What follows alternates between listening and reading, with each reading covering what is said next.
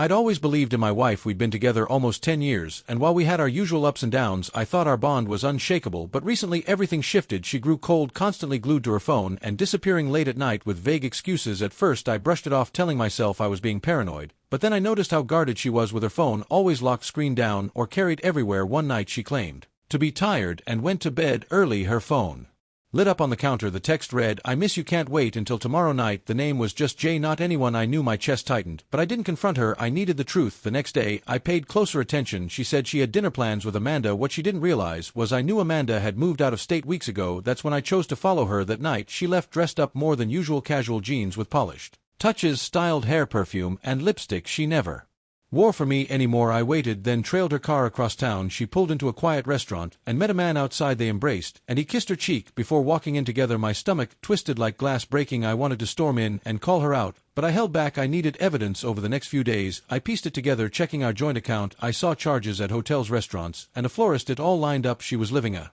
secret life. Then came my chance. I overheard her whispering on the phone, saying, "I can't wait for Tuesday night, same spot." Tuesday evening she left at 7, saying she had to work late. I knew exactly where she was going, his apartment. This time I wasn't just following, I was waiting. I showed up half an hour early, knocked on his door, and came face to face with Jason. "Who are you?" he asked, startled. "I'm her husband," I replied, pushing inside. His expression went pale. "You didn't know, did you?" He shook his head in shock. "She told me she was separated." I couldn't tell if it was true or an act, but at that moment, it didn't matter. I laid out my plan. "She'll be here soon. When she knocks, let her in, and I'll be standing there." Jason hesitated, but finally agreed. He looked as betrayed as I felt. Minutes later came the knock. Jason opened the door. She walked in grinning with takeout, but froze the second she saw me behind him. "Hi, sweetheart," I said, laced with venom. Her jaw dropped, words failing as she glanced between us, realizing she was caught.